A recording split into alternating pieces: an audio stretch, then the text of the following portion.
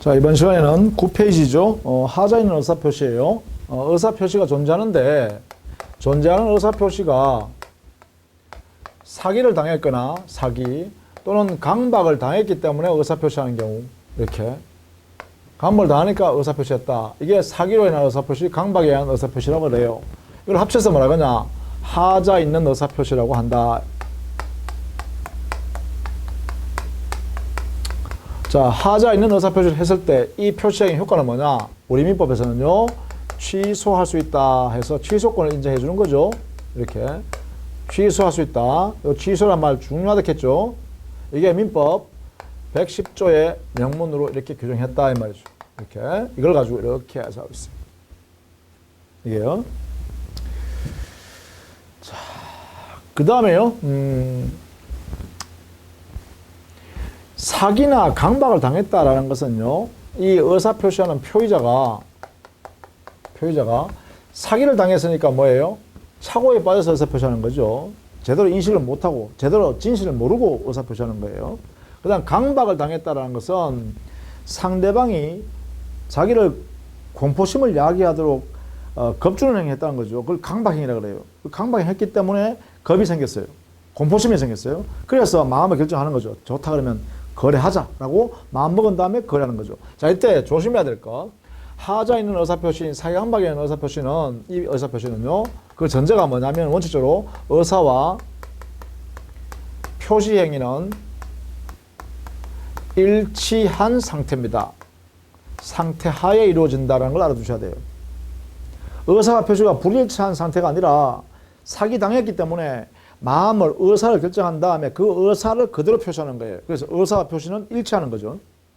또 강박에 있는 의사 표시도 마찬가지예요. 상대방이 자기한테 공포심을 야기하는 강박행위, 겁주행위 했기 때문에 겁이 났어요. 겁이 났기 때문에 그래 좋다 그러면 이렇게 거래하자라고 의사를 형성한 다음에 표시한단 말이에요. 의사 표시.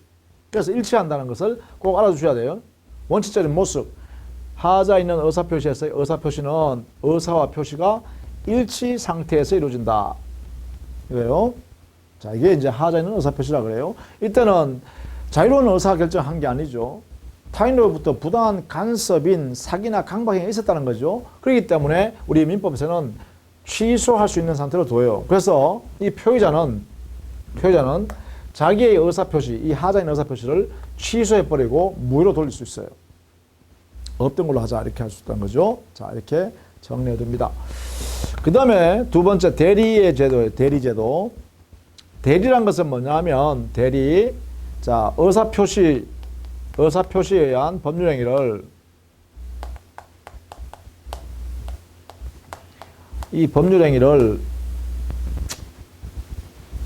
대리인이라는 사람이 합니다.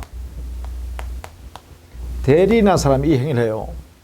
그러면 이 행위로부터 권리 의무라는 효과가 발생하죠. 권리나 의무 관계가 이렇게 생긴단 말이야. 여기서부터. 그럼 이 효과는 어떻게 되냐? 이것은요, 대리인이 가져가는 것이 아니라 본인이라는 사람한테로 귀속하는 거예요. 그러면 보세요. 여기서 가장 중요한 게 뭐예요? 행위의 주체자와 효과를 갖고 가는 권리 의무의 주체자가 이렇게 분리되죠. 그죠? 이게 바로 대리제도예요. 법률 행위는 대리인이라는 사람이 하고 그 효과로서 발생하는 권리 의무는 본인이라는 사람이 가져간다는 거예요. 분리된다는 거예요. 이런 경우에 우리는 대리제도라고 그래요. 자, 그래서요, 보통 대리제도는 내 스스로도 법령을 할 수 있지만 내가 믿을 만한 사람한테 나의 재산을 처분할 수 있도록 권한을 부여해주고 그걸 대리권이라 그래요. 권한을 부여한다. 대리권 수여한다. 그러면 그 전문적인 믿을 만한 사람이 이를 처리해주죠. 이게 행위예요. 법령이에요. 이 법령을 뭐라 그래? 대리행위라 그래요. 대리인이 하는 행위를 대리행위라 그래요. 대리행위라는 이거는 법령이죠. 왜? 대리인이 의사결정해서 의사표시해서 법령을 하니까 이것은 대리행위는 곧 법령이에요. 그래서 대리인이 한 법령인 대리행위를 통해서 상대방과 행위를 하게 돼요.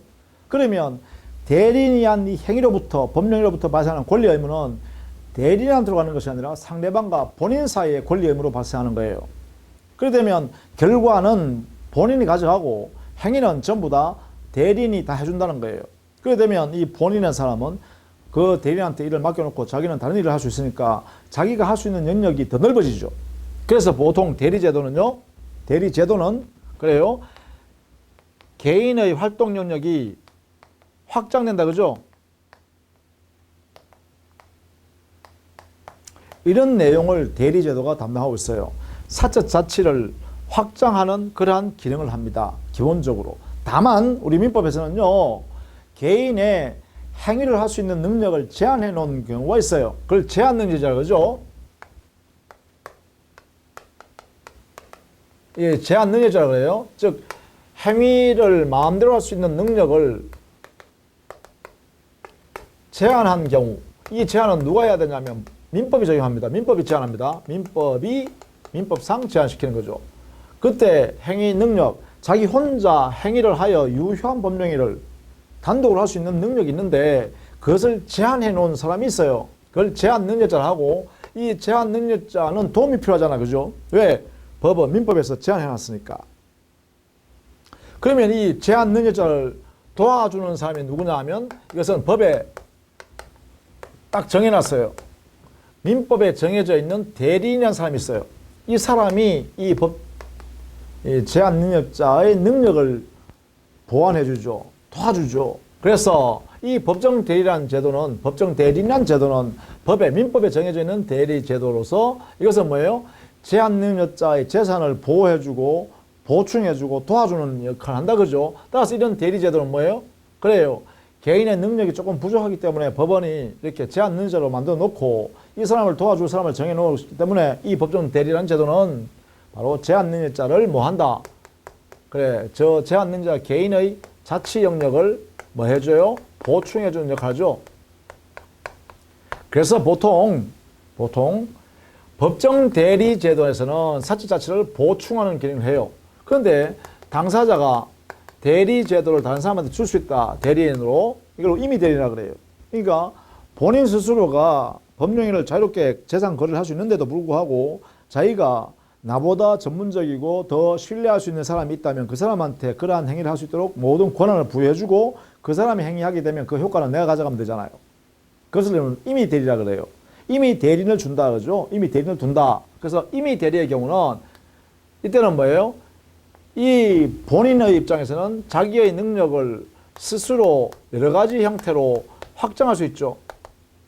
그래서 임의 대리에서는 확장 기능을 하고요. 법정 대리에서는 보충 기능을 한다. 그래서 대리 제도는 뭐예요? 사적 자치를 보충 내지 확장 기능을 담당한다. 이렇게 할 수 있겠죠.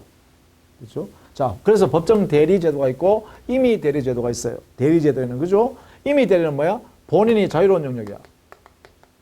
본인의 의사에 의해서 대리 제도를 만드는 거예요. 그럼 법정 대리는요, 이거는 민법 규정에 의해서 대리 제도를 만드는 거예요. 그게 법정 대리예요. 그죠?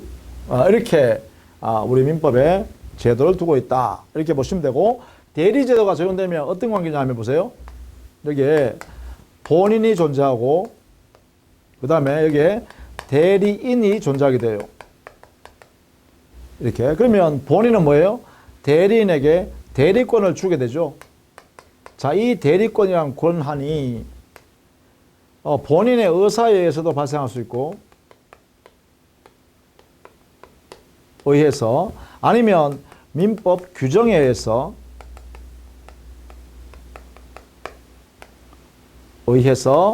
이 대리권이 발생할 수 있죠. 따라서 이것을 뭐라 그래요? 본인의 의사에 만들어지는 것을 임의 대리권이라고 하고, 그 다음에요, 법률 규정, 민법 규정에서 만드는 대리권은 뭐라고 했어요? 법정 대리권이라고 하겠죠. 이렇게. 그러면 이때 대리인은요, 두 사람의 형태가 있겠죠. 임의 대리인이 있을 수 있고 법정 대리인이 있을 수 있겠죠. 이렇게 그죠? 임의 대리권을 가지고 있는 대리인은 임의 대리인이 될 것이고, 법정 대리권을 갖게 된 대리인은 법정 대리인이 되겠죠. 이렇게. 그래서 이 두 사람 사이, 본인과 대리인 사이에는 대리권이 존재하게 돼요. 이 대리권이 있으면, 이게 있으면 있다. 그러면 이건 유권 대리요. 이름 붙이는 거죠. 만약 이 대리권이 없으면 이때는 무권 대리라고 한다. 해야 되겠죠? 이름을 이렇게 붙이는 거예요. 그렇죠? 자, 대리권의 발생 근거가 본인의 의사에서 발생하면 임의 대리인제도, 임의 대리권. 민법 규정에서 대리권이 발생하면 법정 대리권으로서의 법정 대리인 이렇게 부른다는 거죠. 그 다음에 이 대리권이 존재한다라고 하면 유권 대리라고 부르면 되고요. 대리권이 없다라고 하면 무권 대리라고 한다. 이렇게 되겠죠. 자, 이렇게 해서 개념을 정립할 수 있어요. 대리권을 가지고 이렇게 정립할 수 있죠. 자, 그러면 여기에 대리인이라는 사람은 거래행위라는 대리행위를 하게 되죠. 상대방과 대리행위예요. 그래서 대리인과 거래하는 사람을 상대방이라 지칭하고, 이때 대리인과 상대방 사이의 거래행위를 여기서 말하냐, 대리행위인 법령행위가 되겠죠. 행위는 법령이에요. 법률행위를 대리인이 했다 해서 대리행위라 그래요. 이렇게 대리행위. 그러면 대리인과 상대방 사이는 대리행위가 존재하게 되죠. 이렇게 대리행위. 대리행위가 존재해요. 이 대리행위는 반드시 대리인이 상대방한테요. 야, 이 본인을 위해서 내가 일한다라고 대리인이 얘한테 알려줘야 되겠죠. 내가 권리 의무를 가져가는 게 아니라 너하고 거래행위는 행위는 이렇게 했지만 이 행위로부터 발생하는 권리는 얘하고 발생한다. 그러니까 본인한테 권리가 들어간다. 의무가 부담한다. 이런 거죠. 이렇게 표시해야 되죠. 그래서 이거는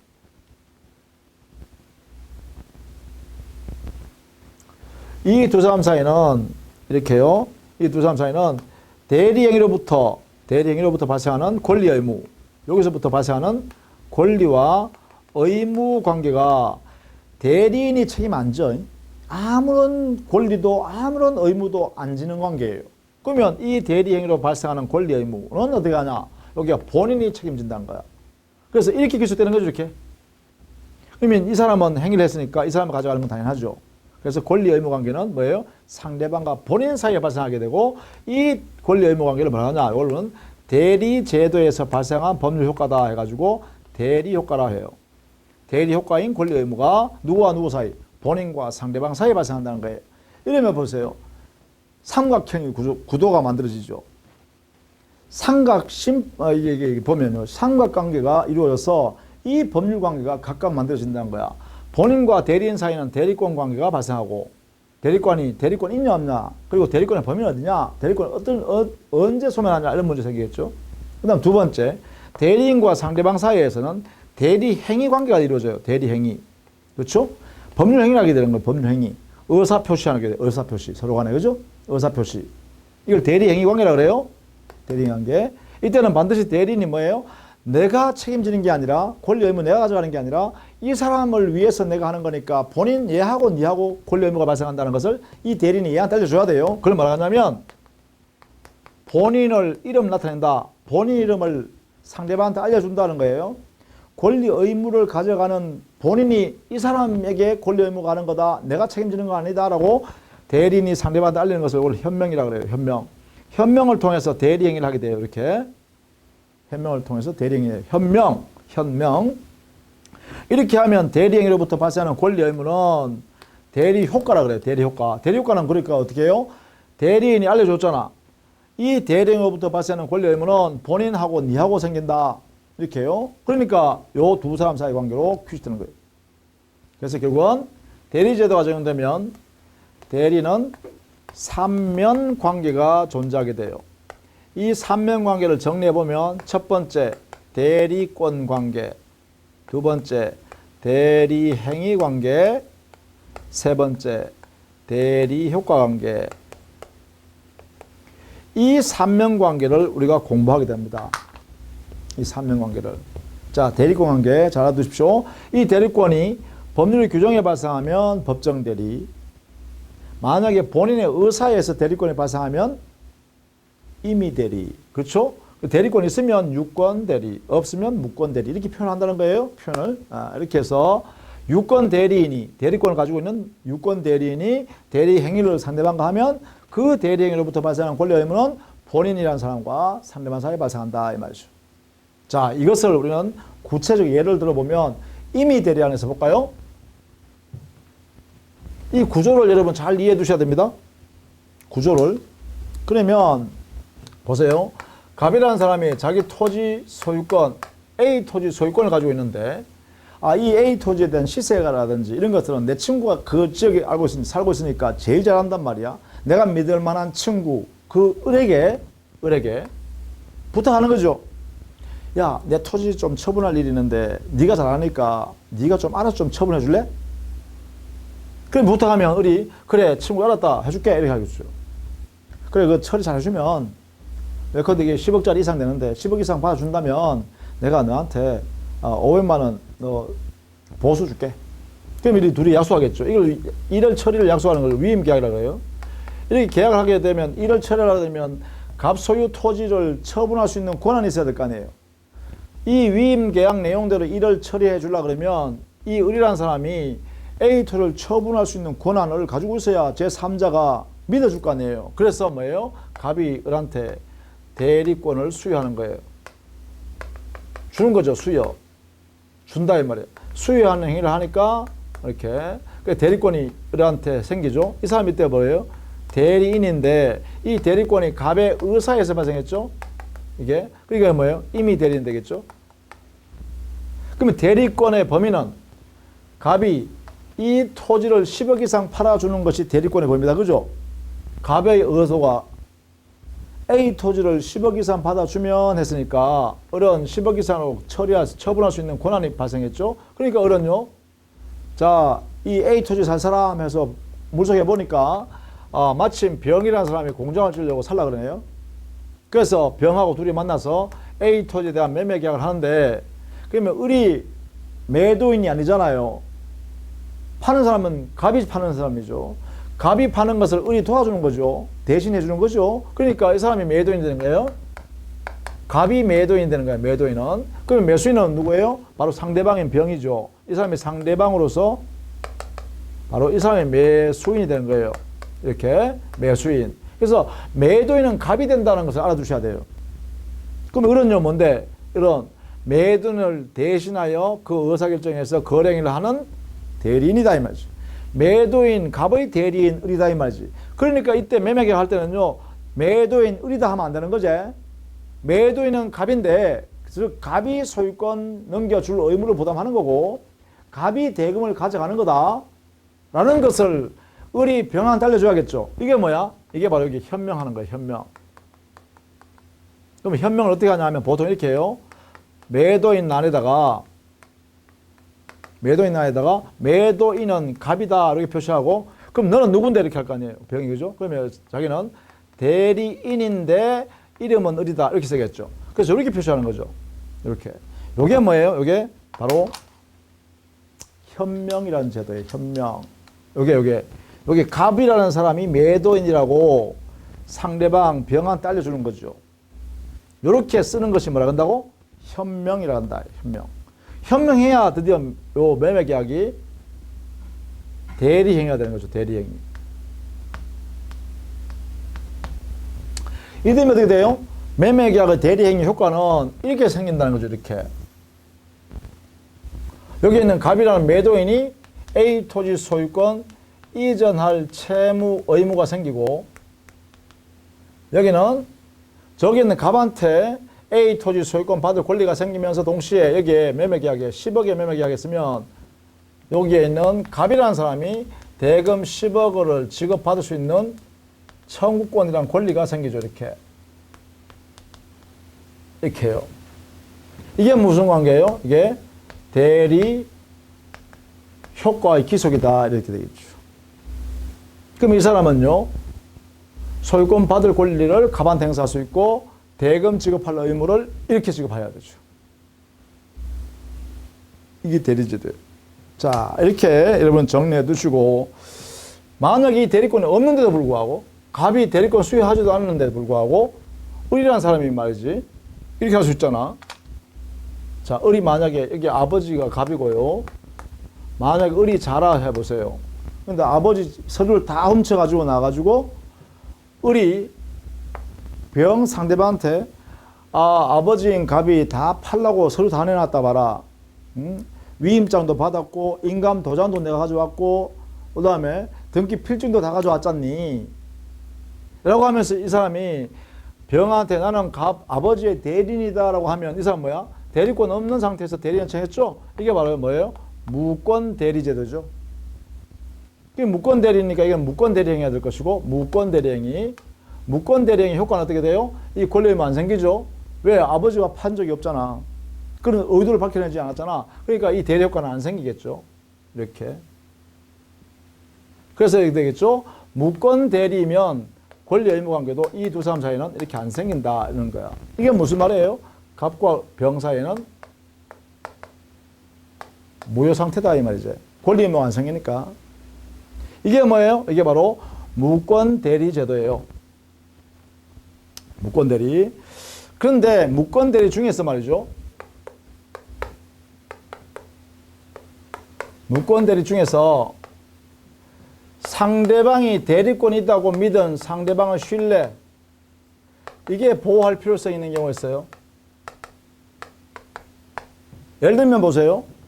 아버지가 이런 예를 들 수 있죠. 아버지가 사업상 돈이 갑자기 필요해서 A토지를 팔 필요가 있어가지고 자기 자녀분한테 야 얼른 이 A토지 팔아라. 너 친구 땅 산다 해서 팔아라 이렇게 했단 말이지. 팔아라 했다가 만약에 그 돈이 해결되면 팔으라고 서류를 다 주고 이게 대리권 수여했죠. 대리권 수여했다가 그런데 회사 가니까 돈을 다 마련했고 다 정리돼 버렸네. 그럼 팔 필요 없잖아요. 그러면 팔지 마라 했어요. 또 바로 전화해가지고 팔지 마라 했음에도 불구하고 이 을이란 자가 아버지로부터 받은 서류, 이 서류를 그대로 가지고 있으니까 이 을이 그냥 아버지가 팔라거더라 라고 하면서 돈을 받아가지고 자기가 사업하려고 팔았다 해보세요. 그럼 이때는요, 이 서류를 아버지가 준 서류를 다 가지고 있으니까 이 상대방 병은요, 을이라는 사람이 아버지로부터 대리권 수여 받았구나 라고 이걸 믿은 거예요. 이걸 믿었어. 그런데 사실은 뭐예요? 대리권이 이미 없어졌죠. 대리권 줬던 거, 야 팔지 마, 대리권 해소한다 이렇게 해버렸잖아. 그러면 이때요, 대리권 없는 상태지만 여기 있는 병이라는 제3자 입장에서 보면 이 갑과 을 사이는 마치 이 서류를 통해서 대리권이 있는 것처럼 이렇게 보이잖아. 이 보이는 것을 이 상대방 병이 신뢰했다는 거예요. 신뢰. 대리권이 있다고 믿었다는 거예요. 그렇다면 이때는 뭐예요? 병의 신뢰는 보호할 가치가 있는 거죠. 왜 그러냐 하면 아버지가 이 서류를 다 빼앗았으면, 그렇죠? 회수를 했더라면, 아버지가 준 그 서류를 다 회수했더라면 을이 이렇게 내가 아버지 대리인이라고 할 수가 없잖아요. 또 이 병이 믿지도 않았었겠죠. 그런데 아버지가 이렇게 주어진 이 서류를 회수하지 않았기 때문에, 즉 아버지 본인이죠. 본인의 잘못이 있었기 때문에 귀책 사유, 책임질 사유가 있었기 때문에 상대방이 이렇게 신뢰했잖아요. 대리권이 있다, 그죠? 이럴 때는 이 병을 보호할 필요가 있다 이 말이에요. 무권 대리이지만, 저기 을은 무권 대리예요. 무권 대리이지만 상대방의 신뢰를 보호할 필요성이 있는 이러한 특수한 경우가 있다. 특수한 경우, 그죠? 이렇게 쓰시죠. 이때 이 상대방을 보호하기 위해서 인정되는 제도가 있는데 그것이 바로 우리 민법에는 표현대리 제도라고 한다. 표현대리 제도. 밖으로 드러나 있는 현상이 대리권이 있는 것처럼 보이는 그러한 경우에는 상대방 신뢰를 보호하기 위해서 상대방 권리를 인정해버리겠다는 거야. 무권 대리임에도 불구하고. 원래는 무권 대리는 뭐야? 무효잖아. 책임 안 져요, 본인이. 그런데 여기서는 표현 대리가 있는데 버리면 이때는 뭐예요? 마치 무권 대리이지만 유권 대리처럼 취급한다.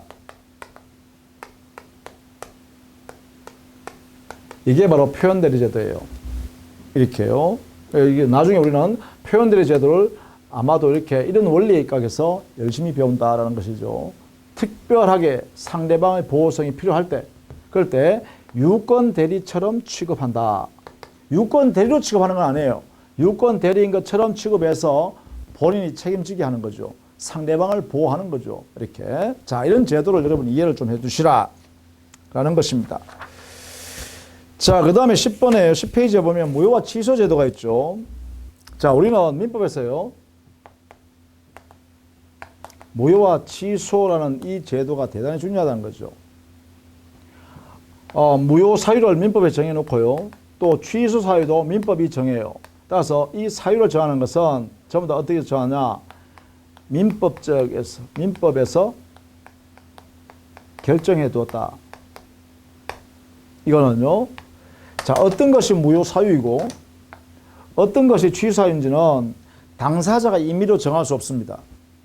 우리 민법이 정해놨다는 거죠. 따라서 민법에 정해놨기 때문에 이 부분은 사실은 이 내용대로 숙지해야 됩니다. 사유에 관해서는. 이렇게 사유에 관해서는. 그래서 기본적으로 그러면 무효와 취소가 어떤 거냐, 의미부터 알아둬야겠죠. 자, 먼저 무효와 취소의 의미요. 기본적으로 무효라는 것은 당해 법령으로부터 권리도 의무도 처음부터 당연히 발생하지 않는다.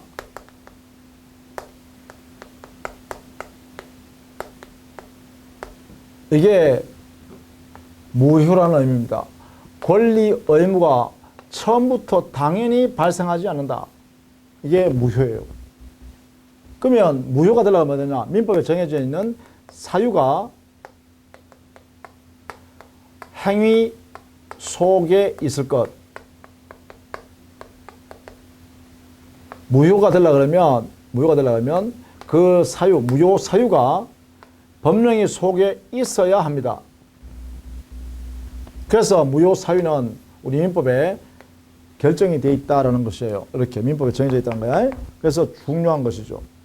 알아두셔야 돼요. 예컨대 우리는 나중에 이걸 구체적으로 배웁니다. 사람이 의사 결정을 자유롭게 할 수 없이 술에 만취된 상태에서 지 이름 사인했다고 해서 그 법령 행위가 되냐? 유효라고 할 수 있냐? 아니라는 거죠. 아분했잖아요. 우리 전 시간에 했죠. 원시적 불능 상태인데도 불구하고 당사자가 계약을 체결했다. 원시적 불능은 무효사유로 했죠. 무효가 된다 이 말이에요. 또 대한민국의 사회 질서를 위반하는 그러한 목적을 가지고 하면 그것도 효력을 인정하면 안 되겠죠. 무효로 한다는 거죠. 이런 식으로 정해놨다는 거죠. 또 통정 허위 표시했을 때 무효로 해놨죠. 통정 허위 표시. 그 표시 행위는 무효로 했잖아요. 그죠? 이렇게. 자, 그래서 사유가, 그런 사유가 법령이 속에 있으면 무효가 되고, 무효가 된다는 의미는 뭐예요? 권리 의무가 처음부터 안 생겼다. 당연히. 이것을 무효라 그래요. 그렇죠? 다만 이 무효를 A라는 법령행위가 A 행위가 무효인 행위예요. A 행위가 실제로 무효행위예요. 그런데 무효 사유가 있기 때문에 무효예요. 그런데 이 A 행위를 B 행위로서 바꾸어서 유효한 행위로 인정하는 제도. A 행위를 B 행위로 바꿔버리는 거죠. 이렇게 바꾸는 거. 이렇게 바꾸는 것은 뭐냐? A 행위를 B 행위로 전환한다. 이렇게 표현해요. 이걸 뭐라 그래요? 무효 행위의 전환이라고 그러죠. 우리는 이렇게 인정하는 것을 무효 행위의 전환이라고 그래요. 이런 제도도 있다는 거죠. 민법에는. 당사자가 실제로 한 행위는 A 행위로서 무효인 행위예요. 그런데 우리 민법에 정해져 있는 일정한 요건 아래서 A 행위임에도 불구하고 B 행위로서 유효다. 이렇게 바꿔버리는 것을 우리는 무효행위 전환이라 한다. 이건 좀 나중에 배워야겠죠. 또 어떤 경우에는요, 무효인 A 행위의 무효 사유가, 이게 그럼 무효 사유가 있으니까 이 행위는 무효가 되겠죠. 무효. 자, 그런데 이 무효 사유가 어떤 사유로 나중에 치유가 됐어요. 치유가 된다는 건 뭐예요? 무효 사유가 끝났다는 거야. 종료가 됐다는 거야. 무효 사유가 없어졌다는 거지. 소멸했다는 거야. 무효 사유 소멸. 소멸했다면 이 A 행위했던 이 행위를 그냥 그대로 새로운 A 행위로, A 다시 행위로 이렇게 인정하는 제도가 있어요. 이렇게 바꿔버린 거죠. 무효인 A 행위를 새로운 A 행위로 이렇게 바꾸어서 인정하는 제도, 이것을 말하거냐, 이것을 우리는 이때는 반드시 그 무효 사유가 종료된 후에 하는 거죠. 이 후에 이렇게 됐다라고 할 때 이걸 뭐냐, 무효 행위를 추인했다 이렇게 해요.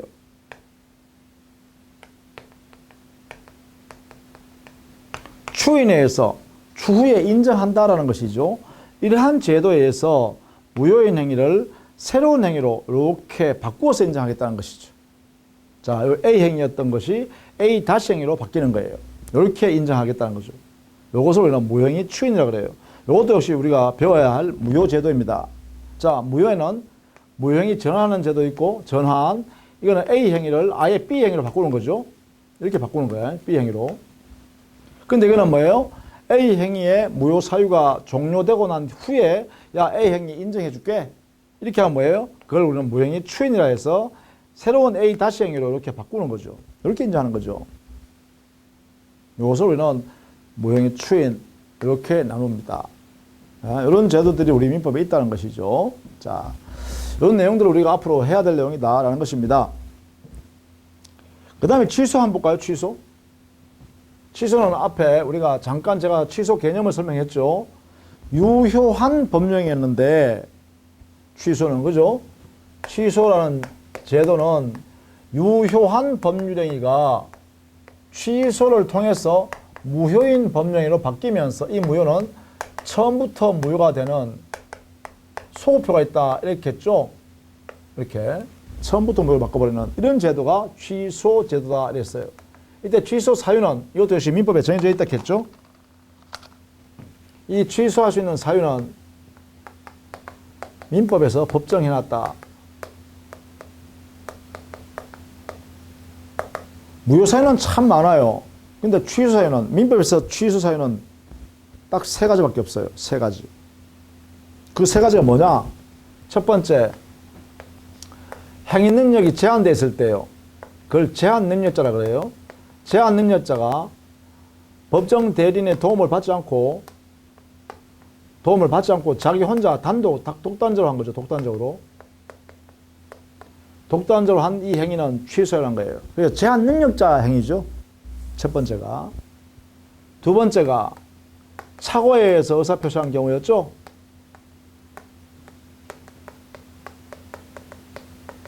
그죠? 착오에 의해서 제한 능력자 착오. 표의자가요. 취소할 수 있죠. 세 번째가 사의강박을 당해서 의사표시했을 때 취소할 수도 있죠. 이걸 뭐였어요? 하자 있는 의사표시한 경우죠. 그죠? 하자가 있는 경우, 사기, 강박에 의한 의사표시인 하자 있는 경우도 취소할 수 있죠. 이 3가지 외에는 없습니다.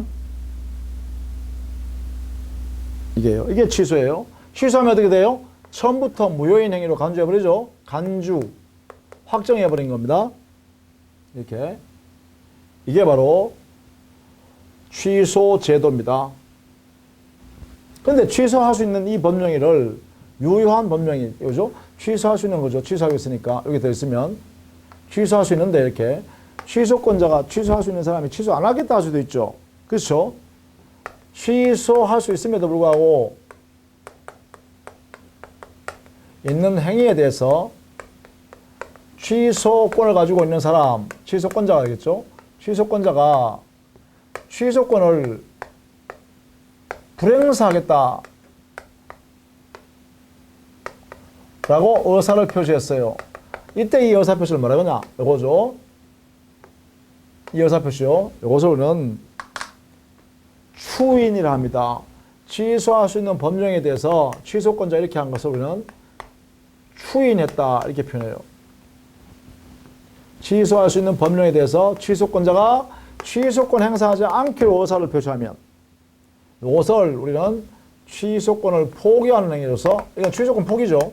취소권자가 취소권의 포기의 의사표시죠. 이 취소권을 포기하는 것을 뭐라 그러냐? 이걸 취소권자의 추인이라고 합니다. 취소권자의 추인. 추인을 하면 취소권이 포기됐으니까 뭐예요?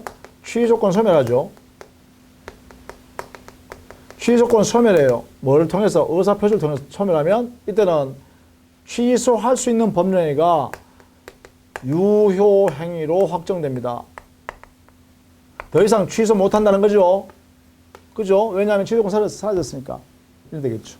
이게 바로 취소할 수 있는 법령행위 추인이라는 제도예요. 그게 여러분 교재 10페이지에 제일 밑에 있죠. 그런 내용이다. 물론 의사표시에서 추인할 수도 있죠. 이렇게. 그리고 이 추인 제도에는 이렇게 의사표시에서 추인하는 외에도 우리 민법에 정해져 있는 추인 사유가 있습니다. 이것을 법정 추인이라고 해요. 민법 규정에 정해져 있는 추인 사유가 발생하면 추인한 것으로 간주 또는 의제하는, 그리고 확정시켜버리는 거죠. 이렇게. 이런 제도도 있다. 그래서 이 예를 무슨 말을 하면 이렇게 되겠죠. 자, 갑과 을이 갑의 소유 토지를요, 10억에 사고 팔기로 이렇게 매매 계약했는데, 매매 계약할 당시에 을이 만약에 갑을 속여서 이렇게 갑이 팔기로 했다라고 하면, 이 갑이라는 사람은 표의자죠. 갑이라는 표의자는 이 매매 계약을 자기의 의사표시, 하자에 있는 의사표시, 사기로 있는 의사표시, 사기로 인한 의사표시, 이것을 취소할 수 있는 취소권을 갖게 되죠. 갑은 취소권자가 됩니다. 자, 이때 갑이라는 사람은 취소권 행사도 할 수 있고, 행사, 이렇게 할 수도 있고, 이 갑은 취소권을 포기할 수도 있죠. 이 갑이라는 사람이 할 수 있는 행위입니다. 이 매매계약을 취소해버릴 수도 있고, 취소해버리면 어떻게 하냐? 이때는요, 매매계약이 소급해서 무효가 되겠죠. 매매계약은 소급적 무효가 됩니다. 그러면 취소권을 포기해버리면 어떻게 될까요? 이 갑이라는 사람이 취소권을 포기했다라면, 그러면 매매계약은 더 이상 취소 못하잖아요. 뭐예요?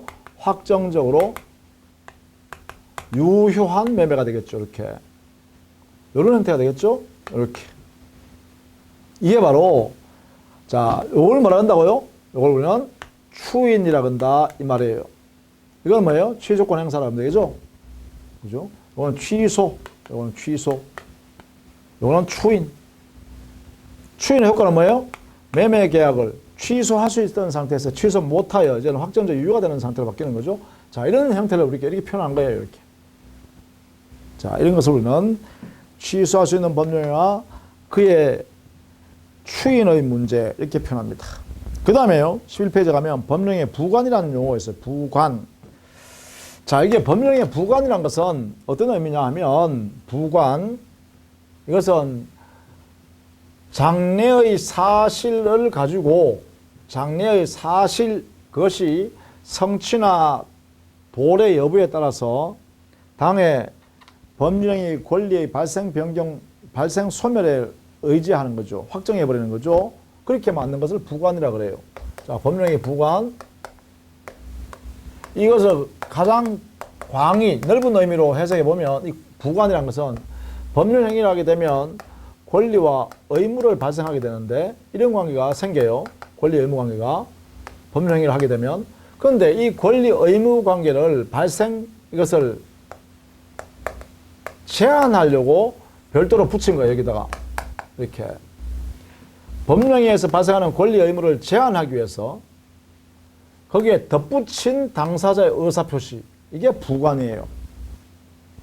법률행위의 효력, 법령의 효과, 법령의 권리 의무, 법령으로부터 발생하는 권리 의무에 대하여 일정한 제한을 가하기 위해서 당사자 임의적으로 부과한, 덧붙인 의사표시를 부관이라고 한다. 이 부관에는 덧붙인 이거요, 제한하기 위해서 붙인 이 부관에는 우리 민법에는 조건이라는 게 있고 기한이라는 게 있다. 조건과 기한이라는 게 있다. 이래요. 자, 법령의 효력의 제한하기 위해서 덧붙인 내용의 조건이란 것은 자, 그런 효력의 발생이나 소멸 현상을 이것을 제한하기 위해서 장래에 발생할 불확실한 사실에 이 발생이나 소멸을 의존시켜놨다. 장래의 성취 여부가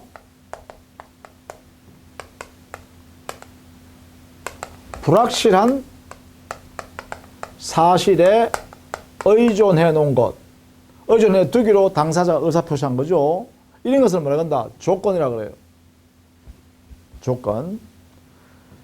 효력이 발생하거나 소멸하거나 이걸 정하는데, 네, 권리 의무를, 즉 법률행위를 하게 되면 권리가 발생하기도 하고 권리가 소멸하기도 하잖아요. 발생이나 소멸에 관해서 당사자가요, 뭐에 의존시켜서 발생이나 소멸을 정하느냐면 장래의 불확실한 사실이에요. 이 장래의 불확실한 사실의 성취 여부에 따라서 효력을 발생, 소멸을 정하는 거예요. 예를 들면 이런 거죠. 내일 만약에 비가 온다면 갑인 내가 너에게 우산 하나 사줄게. 우산도 뭐 예컨대 10만 원짜리 아주 고급 우산 하나 사줄게. 이렇게 하면 좋아, 내가 받을게. 이렇게 하면요. 자, 이때요. 갑과 을 사이에 우산 10만 원짜리 우산을 사고 팔기 사주기로 하는 그 증여예요. 증여의 약정은 지금 당장 약속했으니까 지금 당장 10만 원짜리 우산 내놔 할 수가 없죠. 어떻게 해요? 내일 비가 와야만 살 수 있는 거죠. 사도록 할 수 있죠. 그러면 보세요. 을이라는 사람이 갑한테 10만 원짜리 우산 사내놔 라고 요구하려고 그러면 비가 와야 돼. 비가. 그런데 지금 현재 오늘은 비가 올지 내일 비가 올지 안 올지는 불확실하죠. 불확실한 내용에 의해서 권리 의무 관계가 발생하는 것으로 정의한 거죠. 이걸 뭐라 한다? 조건이라 한다. 그러면 기한이란 것은 뭐냐? 기한이란 것은 장래의 그 법률행위 효력이 발생 소멸에 관해서 말이죠. 이거 똑같습니다. 효력 발생 소멸에 관해서 여기에 뭐에 의존시켜 놓냐면 장래 도래가 확실한 사실에 의존해 놓는 것입니다. 장래에 발생한 일은 분명히 발생해. 분명히 장래에 그 사실은 반드시 발생해요. 그 사실이 발생하게 되면 효력을 발생시키기로 했거나 효력이 소멸시키기로 당사자가 의사표시한 경우예요. 그럼 여기는 조건과 차이점은 딱 요거죠. 장래에 반드시 확실히 도래한다. 그죠? 확실히 발생한다. 그죠? 여기는 불확실하다. 그죠? 성취 여부가. 그러니까 조건은 장래에 불확실한 사실에 의존시키는 거고, 기한은 장래에 반드시 확실히 도래하는, 반드시 발생하는 사실에 의존시켜 놓은 거죠. 거기에 따라서 효력을 발생이나 소멸을 당사자가 의도하는 그러한 의도를 표시했을 때 이걸 기한부라 합니다. 그럼 기한 묻는 거죠. 자, 갑이 재산이 많은 사람이에요. 그런데 갑은요, 절친한 을하고요, 둘이가 합의를 해요. 야, 자, 갑의 철천지 원수가 있다 합시다. 병 집안하고 철천지 원수예요. 그런데 갑이 이렇게 했네, 을한테. 야, 만약에 병이라는 사람이 사망하면, 장차 사망하게 되면, 내 건물 있잖아. 많은 재산 중에 이거 건물 한 10억짜리 건물이 있는데 이거 내가 니한테 줄게. 이렇게 했어요. 이게 뭐예요? 증여 약정이죠. 이것도 역시 마찬가지죠. 그냥 줄게. 근데 기분 너무 좋다. 다만 증여는 지금 당장 을이 갑한테 야 10억짜리 그 소유권 내놔 할 수는 없죠. 이때 뭐예요? 을이라는 사람이 야 건물 소유권 내놓을래? 라고 소유권 청구권이 발생하려면, 이 권리가 발생하려면 뭐가 발생해야 돼요? 병이 사망한다는 사실이 여기에 발생하면 청구권이 발생하죠. 그런데 현재 아직 병이 살아있다 이 말이야. 그렇다면 을은 갑한테 야 그 건물 10억짜리 내놔 할 수 없죠. 자, 권리 발생의 근거는 뭐예요? 장래에 가서 병이 사망하면 그때 가서 을이 갑한테 가서 야 건물 줘야지 니 주기로 했잖아 할 수 있죠. 이렇게 해요. 근데 병이라는 사람은 언젠가는 사망하겠죠. 사망이란 사실은 확실하죠. 사람이 평생 살 수 없잖아. 영원히 살 수는 없잖아. 그러니까 장래에 사망이란 사실은 확실한 사실이죠. 장래에 확실한 사실이에요. 여기에 이 사실이 발생하게 되면 을에게 권리가 발생한다라고 했으니까 여기에 병이 사망하면이라는 것은 뭐예요? 기한이다 이 말이에요. 기한. 여기에요. 내일 비가 오면 이 내용은 뭐예요? 장래에 불확실한 사실이기 때문에 뭐라고요? 이걸 붙여놓은 행위는 조건부다 이 말이야. 그래서 이거는 조건이죠. 조건. 이거는요. 병이 사망하면 하는 것은 그래요. 이거는 그래요. 기한입니다. 기한. 이렇게요. 그러면 장래에 불확실한 사실인지 장래에 확실히 발생할 사실인지에 따라서 어떻게 해요? 조건이다. 기한이다. 이렇게 붙인다는 거예요. 이름을 그죠? 이렇게 이거는 조건. 이거는 기한. 이렇게 표현하는 거죠. 확실하냐? 불확실하냐에 따라서. 자, 그것은 이제 여러 가지 내용들이 담겨지겠죠. 앞으로 이런 내용들을 우리가 다루게 된다라는 것이에요. 물론 기한은요. 지금 현재 기한이 도래하지 않았기 때문에 누군가는 이익을 가지고 있겠죠. 그렇죠? 기한의 경우는 누군가가 그 기한이 도래하지 않았기 때문에 지금 현재 누군가 이익을 보는 사람이 있을 거예요. 그 이익을 뭐라고 하냐면 기한이 도래하지 않았기 때문에 현재 누리는 이익이다 해서 기한의 이익이라 그래요. 뭐 기한 이익을 가진 사람은 주로요.